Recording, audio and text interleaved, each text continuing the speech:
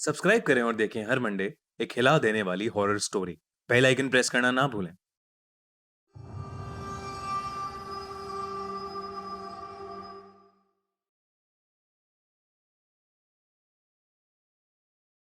ये कहानी एलन नाम के एक चोर की है। वो अपने दोनों पार्टनर्स के साथ लोगों के घर लूटा करता था। कई दिनों से उसकी निगाह एक घर पर थी।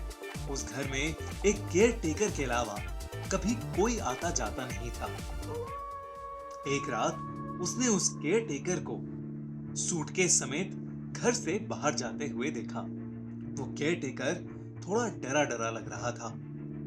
ऐसा लग रहा था कि जैसे वो किसी अफरा तफरी में उस घर को छोड़कर कहीं दूर जा रहा हो। एलन के पास उस घर को लूटने का एक परफेक्ट मौका था, लेकिन उसके पार्टनर्स उस रात शहर से काफी दूर थे। एलन ने सोचा क्यों ना वो अकेला ही उस घर में चोरी छुपे घुस जाए।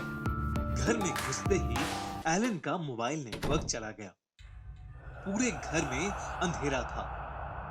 एलन टॉर्च लेकर जब घर के अंदर गया तो सब कुछ बिखरा पड़ा था। और तो और उस घर में एक अजीब सी बू थी, जैसे कोई चीज सालों से सड़ रही हो। एलन उस बू को बर्दाश्त नहीं कर पा रहा था। वो जल्दी जल्दी अपने बैग में उस घर की कीमती चीजें भरने लगा। तभी हवा से उस घर के बेडरूम का दरवाजा खुल गया। बेडरूम के अंदर से कुछ लोगों की आवाजें आ रही थी। एलन एक सेकंड के लिए डर गया, लेकिन जब उसने बेडरूम में घुसकर देखा तो वहां कोई नहीं था। वो आवाजें बेडरूम के टीवी से आ रही थी, जिसे शायद वो केयर टेकर ऑन ही छोड़ गया था। उसके बाद एलन बेडरूम में छानबीन करने लगा। उसे अलमारी में रखी एक तिजोरी मिली, जिसे तोड़कर वो उसके अंदर के सारे पैसे और ज्वेलरी निकालने लगा। वो पैसे निकाल ही रहा था कि उसने सीढ़ियों से किसी के ऊपर आने की आवाज सुनी। इस बार एलन बुरी तरह घबरा गया।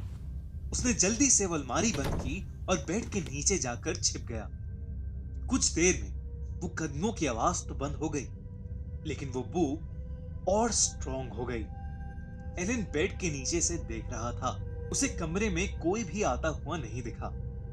उसे लगा कि वो कदमों की आवाज शायद उसका वहम हो, लेकिन वो जैसे ही बेड के नीचे से निकला, उसके पैरों तले जमीन खिसक गई। उसने जो देखा वो देखकर डर के मारे चिल्ला उठा और उस कमरे से बाहर भागा।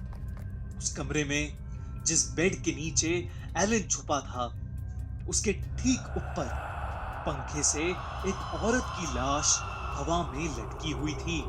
उसने अपना सामान से भरा बैग वहीं छोड़ दिया और सीधा दरवाजे की तरफ भागा, लेकिन वो दरवाजा जाम हो चुका था।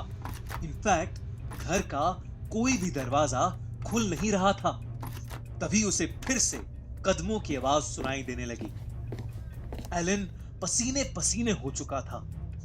वो घर से बाहर निकलने की बहुत कोशिश कर रहा था, लेकिन ना तो कोई खिड़की टूट रही थी और ना ही वो घर के किसी भी दरवाजे से बाहर निकल पा रहा था। वो उस घर के अंदर उस लाश के साथ कैद हो गया था। उसे समझ नहीं आ रहा था कि वो क्या करे। एलन की नजर जब सीढ़ियों पर गई तो उसने देखा कि धीरे धीरे एक परछाई उसकी तरफ आ रही है। उस परछाई को देखते ही वो उससे दूर भागने लगा। भागते भागते वो एक दरवाजे से जा टकराया, जो उसके टकराते ही खुल गया। एलन उस परछाई से इतना डरा हुआ था कि वो सीधा उस दरवाजे के अंदर चला गया। वहां एकदम अंधेरा था और एलन को कुछ नहीं दिख रहा था।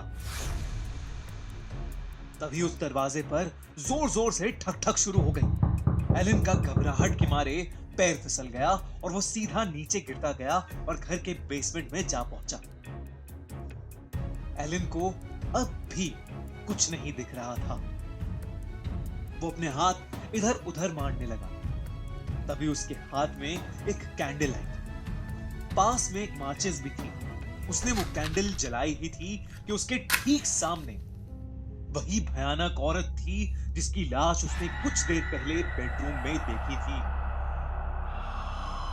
उस औरत ने कैंडल को बुझा दिया और कमरे में फिर से अंधेरा हो गया। घबराहट के मारे एलन बेहोश हो गया। 2 दिन बाद जब उसके साथी उसे ढूंढते हुए उस घर में पहुंचे तो एलन उन्हें बेसमेंट में बेहोशी की हालत में मिला। एलन के सर पर काफी चोट आई हुई थी और उसकी पूरी बॉडी पर नाखूनों के निशान थे। उन्होंने उसे हॉस्पिटल में एडमिट कराया।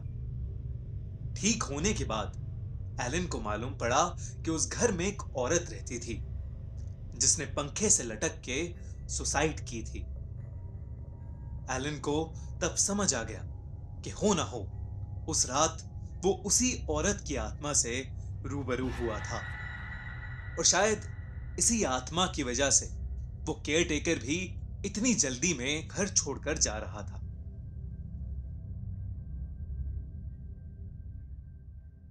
अगर आपको ये कहानी अच्छी लगी तो हमारा चैनल खूनी मंडे अभी सब्सक्राइब करिए और देखते रहिए हर हफ्ते एक हिला देने वाली हॉरर स्टोरी। अगर आपका भी कोई ऐसा लॉकडाउन का एक्सपीरियंस है तो हमें कमेंट्स में जरूर बताइए।